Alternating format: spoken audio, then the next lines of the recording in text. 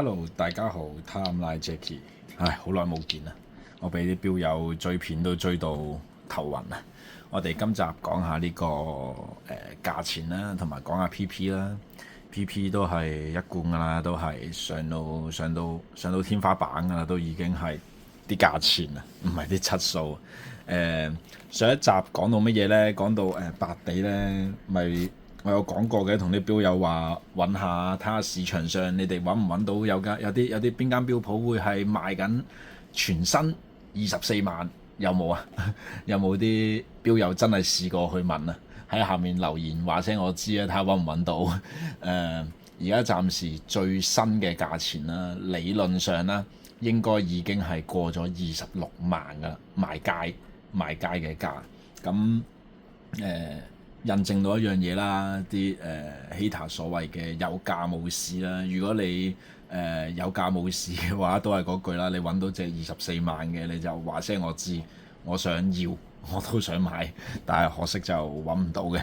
理論上你哋都唔會揾得到嘅，就算幾老友嘅標鋪都好難做到呢個價俾你，因為就算收標嘅價，我諗都已經超過25萬㗎啦，收到即係當然點講呢？要唱反調嘅，總有1000萬個理由啦。嗰啲乜嘢左手搬右手啊，有價冇市啊，造價呢啲啊，諸如此類啦，都聽到。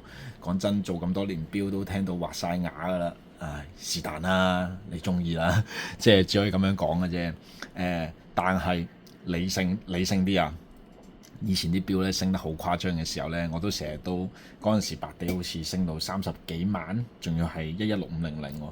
咁嗰陣時我已經同啲標友講話理性啊，記住唔好麻木咁高追。即係當然你預咗輸得起呢一嚿錢嘅，佢係會跌翻落嚟嘅話，唔自在嘅。咁當然就中意咪買咯，係咪先？但係如果係真係等，即係可有可無嘅。我成日都覺得你心目中覺得係乜嘢價錢值得買嘅，你咪買咯。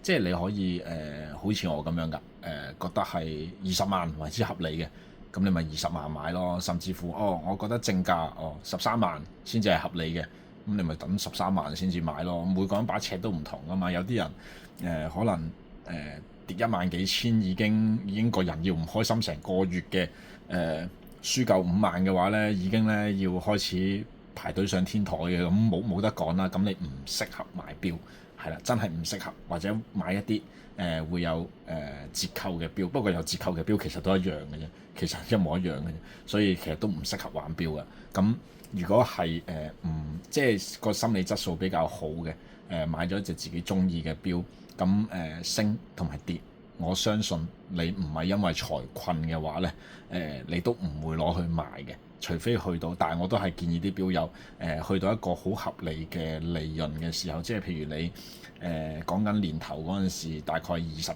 萬左右買啦，買翻嚟啦，全新啦，咁跟住之後而家可能二手回收都去到22、23甚至乎24㗎啦，咁你覺得呢個利潤係可觀嘅，咁你又唔已經大滿咗嘅，你攞去賣，咁賺咗錢嘅。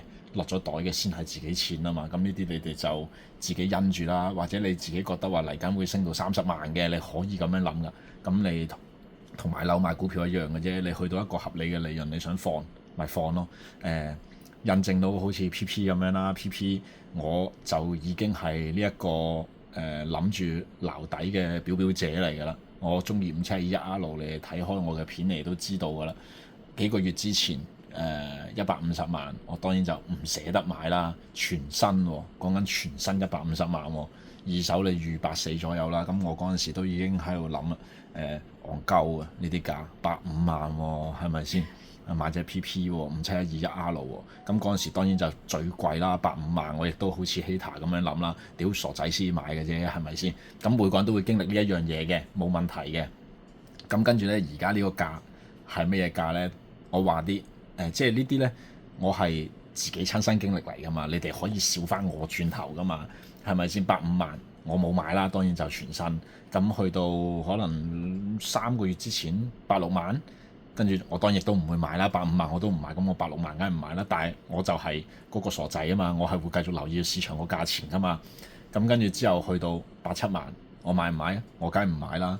跟住之後而家最新嘅上個月嘅價錢180幾咯，180頭咯。咁當然我亦都唔買啦，已經覺得so crazy，真係好 crazy。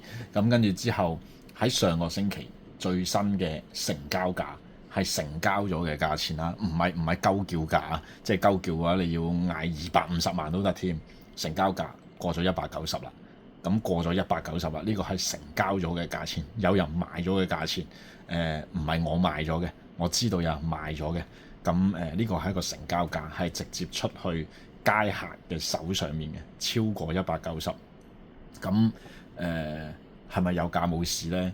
咁我作為一個死標佬，我就梗係知道一定係有價有市啦。因為我哋標普從來都唔會標一個有價冇市嘅價嘅，嚟到同自己過唔去嘅。唔係時，你今日見到我標呢啲標，咁我不如就標呢一隻200萬啦，呢隻150萬啦，呢隻120萬啦，冇人買噶嘛。個問題係咪先？我擠到2050年都唔會有人買啦，係咪先？一定要標一個合理嘅價錢，大不了都係合理嘅價錢，高少少，因為唔想賣出去。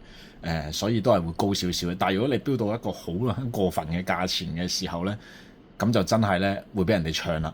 我哋戇鳩㗎，你標呢啲價錢，出面呢一度呢一隻嘢先賣緊118萬啫嘛，你標130萬有咩意思啊？標貴10幾萬咁真係唔合邏輯嘅，會俾人哋笑嘅。所以呢，你發覺呢點解每一間標鋪呢標嘅價錢呢都差唔多，甚至乎有機會一樣添，因為標得一樣嘅價錢，就知道呢啲標係呢一個價錢係會有成交嘅。而亦都有好多標友咧有上嚟有問過我最多嘅問題就係點解間標鋪都唔肯平嘅？平唔到幾多嘅？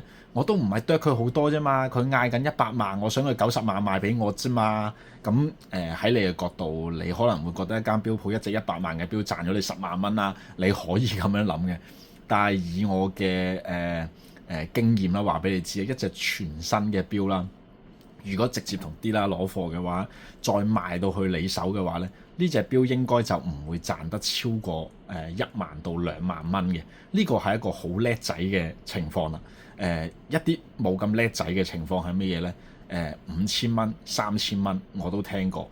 100萬嘅標，3000、5000我都聽過。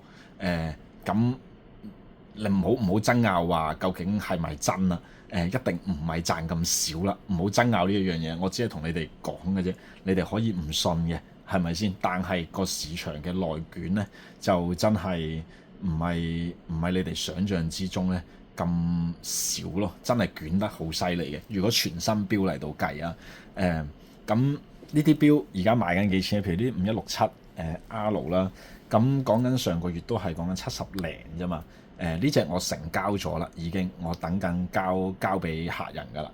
咁呢一隻標最新嘅成交價上個月係70幾嘛，今個月嘅成交價係82萬幾啦，82萬零啦，83左右啦，已經成交咗㗎啦，已經係。咁你諗下呢啲標，咁你呢秒鐘一定會喺度問啊，哇！咁Jackie你呢隻標你咪賺好多？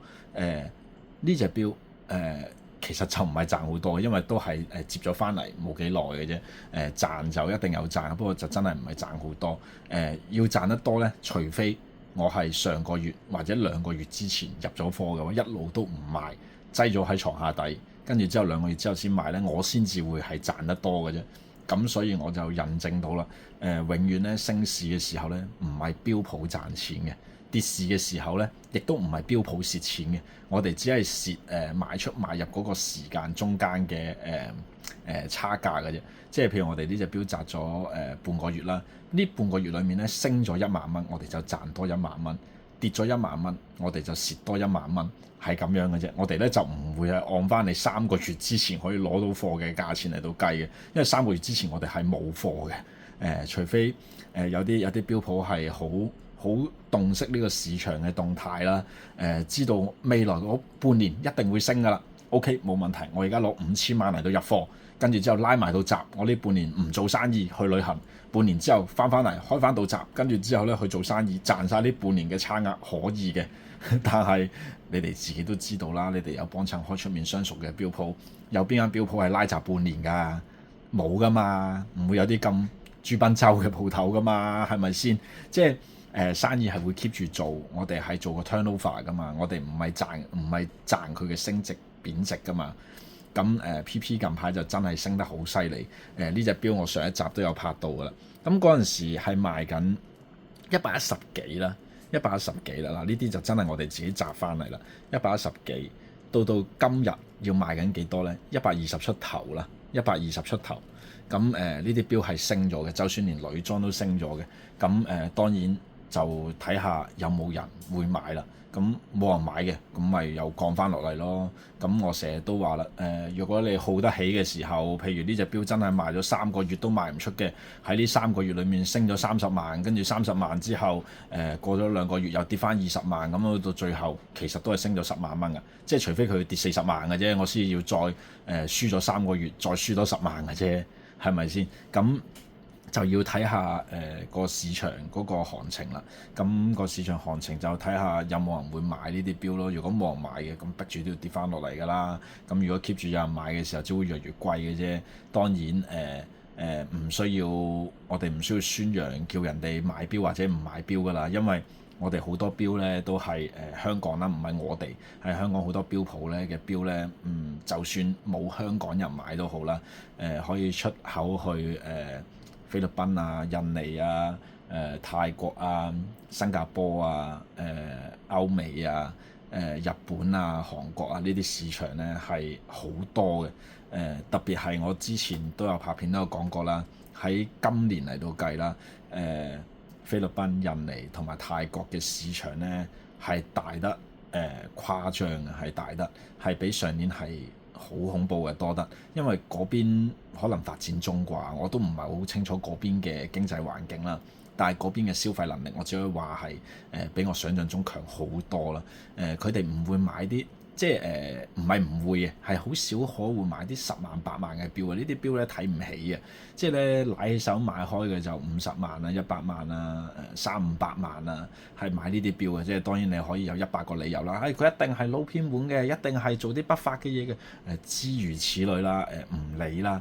總言之，你係嚟消費得嘅、買得嘅，以我所認知嘅，咁我都會知道，大家熟悉我都知道，我會同啲錶友係會做朋友噶啦。